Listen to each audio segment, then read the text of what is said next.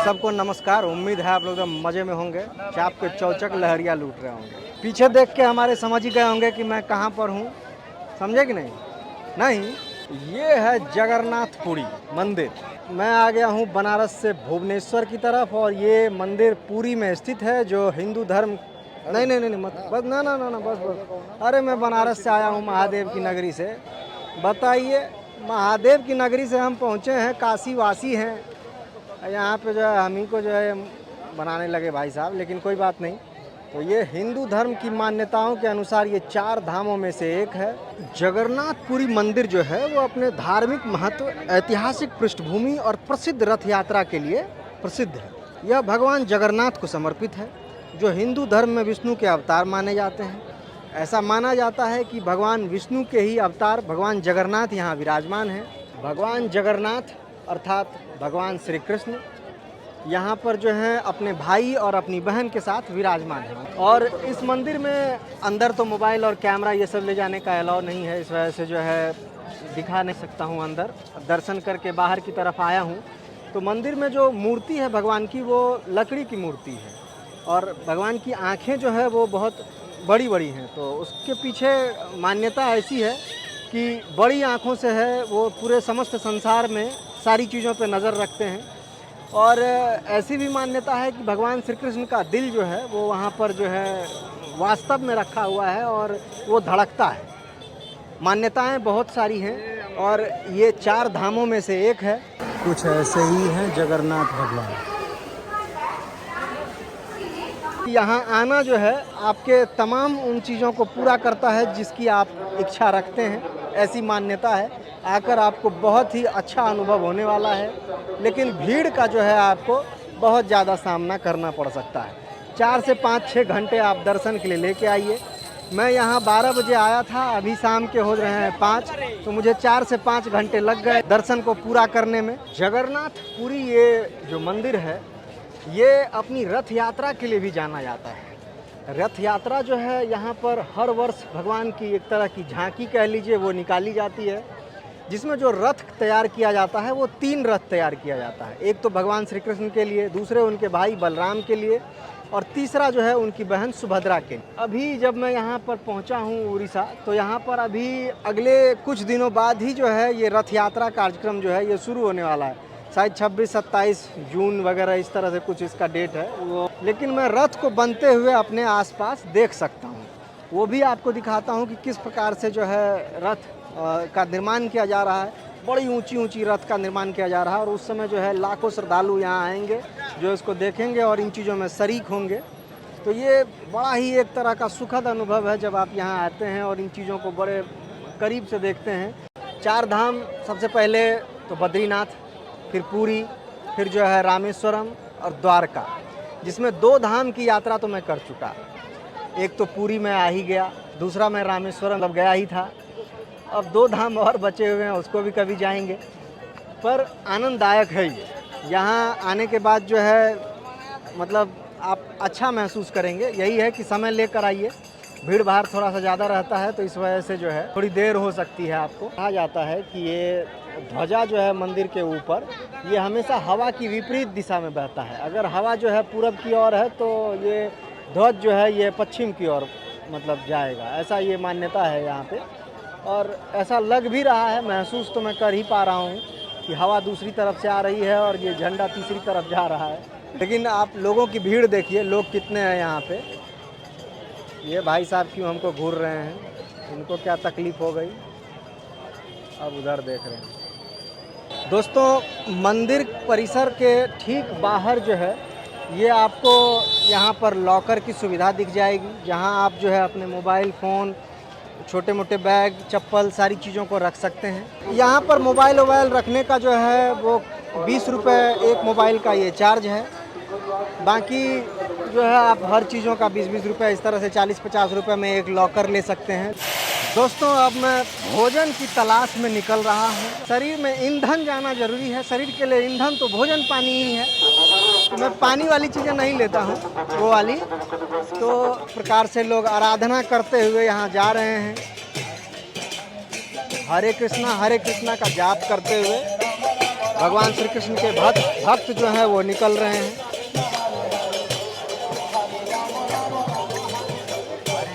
यहाँ आप देख सकते हैं ये एक और बहुत बड़ा आकर्षण का केंद्र है। अभी जब तक कि रथ यात्रा निकल नहीं जाती तब तक के लिए ये आकर्षण का केंद्र है। यहाँ देखिए, यहाँ पे रथ का निर्माण हो रहा है। बड़ा सा रथ बनाया जा रहा है। खुली आंखों से जो है आप इसका चक्का जो है यही कम से कम 10-10 फीट का है। देख रहे हैं, कैमरे में थोड़ा छोटा दिख रहा होगा, लेकिन ये है 8 से 10 फीट का। जो है 3 रथ का निर्माण किया जा रहा है। एक और वहाँ पे आप देख रहे होंगे, एक वहाँ पे निर्माण हो रहा है, एक उसके आगे हो रहा है और एक जो है दूसरा यहाँ हो रहा है। इस रथ पे देखिए लकड़ी की जो ये खंभे हैं उस पर भी जो है कुछ न कुछ तरह की जो है ये नक्काशी की गई है, बनाया गया है। देखिए कितना खूबसूरत तरीके से ये भगवान की अलग अलग जो है ये प्रतिरूप को बनाया गया है, अलग अलग चीज़ों को दर्शाया गया है। आप देख सकते हैं सिंह रूपी चीज़ों को दिखाया गया है। बहुत सी चीज़ों का जो है यहाँ पे उल्लेख किया गया है, जो छोटी छोटी चीज़ों को बारीकी से दिखाकर जो है ये। अरे भैया ये क्या करने लगे यार, ये अभी तो ठीक ठाक थे यार। रथ को बनाने के लिए जो है जिन लकड़ियों का प्रयोग हो रहा है उसको आप देख सकते हैं किस प्रकार से जो है कारीगर यहाँ पे जो है अंतिम रूप दे रहे हैं। पहले लकड़ी को जो है उस शेप में काटा जा रहा है, उसके बाद जो है फिर जो है यहाँ पे जो ये रथ का जिस प्रकार से निर्माण हो रहा है वो किया जा रहा है। अब देखिए कितने कारीगर लगे हुए हैं। ऐसी ऐसी 3-4 जगहें हैं जहाँ पर ये लोग बना रहे हैं। मंदिर के सामने से जो एक सड़क जाती है वो सीधे समुद्र की तरफ जाती है। तो मैं एक बार समुद्र बीच की तरफ पहुंचता हूं, लेकिन रास्ते में जो है हर तरफ जो दुकानें मुझे दिख रही हैं वो ये खाजे की दिख रही है। खाजा तो हम लोगों की तरफ भी मिलता है, यहाँ पर खाजे के साइज में जो है अंतर है। खाजा एक प्रकार का मैदे की मिठाई होती है जिसको इस तरह से दबा दबा कर बनाया जाता है और फिर बाद में चीनी के घोल में इसको डाला जाता है। तो ये जितने यहाँ पर जो है लगभग इसमें दुकानें दिख रही हैं सब में जो है खाजा ही यहाँ पे प्रसिद्ध है। क्या देसी घी खाजा, कुछ रिफाइंड खाजा, कुछ डालडा खाजा। खा और जा बड़ा ही प्यारा सा शब्द है खाजा, लेकिन इनकी कलाकारी को आप देखिए कितने जो है मज़ेदार तरीके से ये सजाए हैं और बीच में जगह जो है ये खाली है। क्या भाव है? 160-140 किलो, 160 रुपये किलो और 140 रुपये किलो। इतना प्यारा ये शब्द है खाजा, उतना ही मीठा भी लगता है ये खाजा। कुरकुरापन होता है इस खाजे में। जो लोग खाजा बाजा हमेशा खाते पीते हैं उनको तो पता है, जो लोग नहीं खाए हैं कभी खाजा उनके लिए मैं बता दूं, मैदे से ये बनाया जाता है खाजा।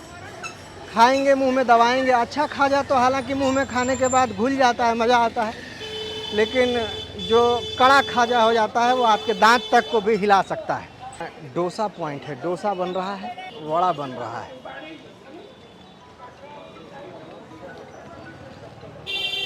लेकिन मैं तेलीय पदार्थ को अभी थोड़ा सा जो है अवॉइड करूंगा, नकारता हुआ चलूँगा, क्योंकि तेलीय पदार्थ अभी खा लेने के बाद मैं चल नहीं पाऊंगा। तो तेल को जो है इस सफ़र में नकारना ही चाहिए, नहीं तो जो है समस्या उत्पन्न हो जाएगी। एक ठीक है, एक दे दीजिए, 1 मिनट। और इधर ये तोता भी रखे हैं, तोता भी आपका कमाल का है। काटता है क्या ये? अच्छा,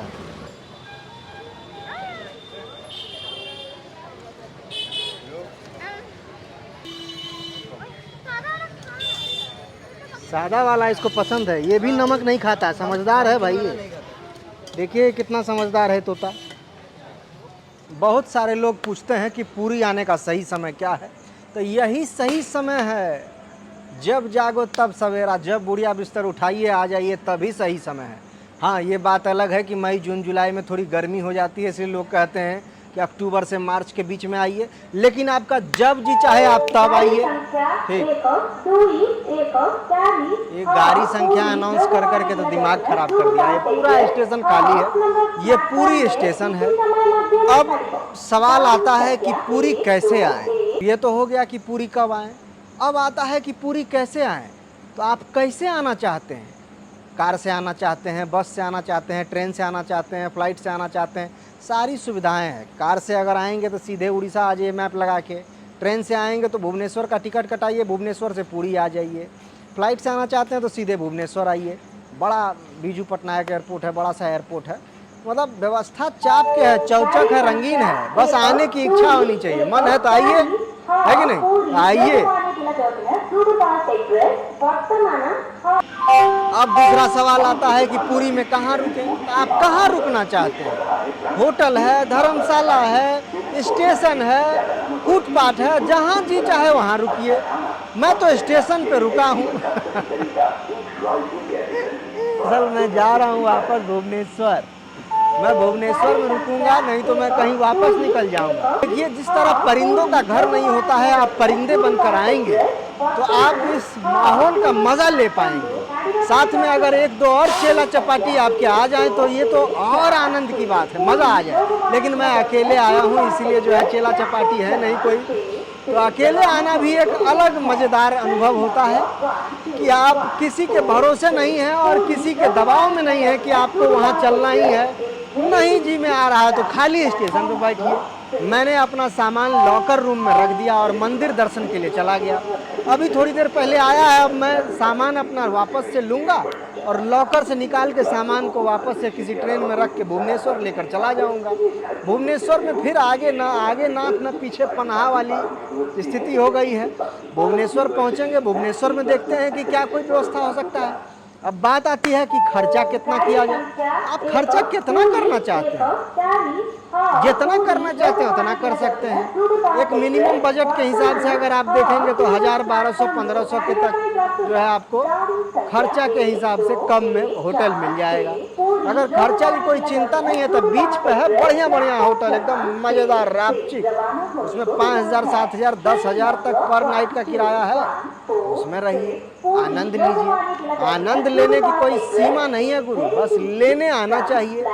कितना मात्रा में लेना चाहते हैं उस हिसाब से पैसा खर्च करना पड़ेगा, है कि नहीं? तो इसी तरह आए, घूमें और भगवान जगन्नाथ जी के दर्शन करें, मज़ा आ जाएगा। फिर समुद्र के किनारे बैठ के थोड़ी देर शाम में ठंडी ठंडी हवा लें, उसका भी एक अलग आनंद है। बस आनंद लूटना है, समझ गए कि नहीं?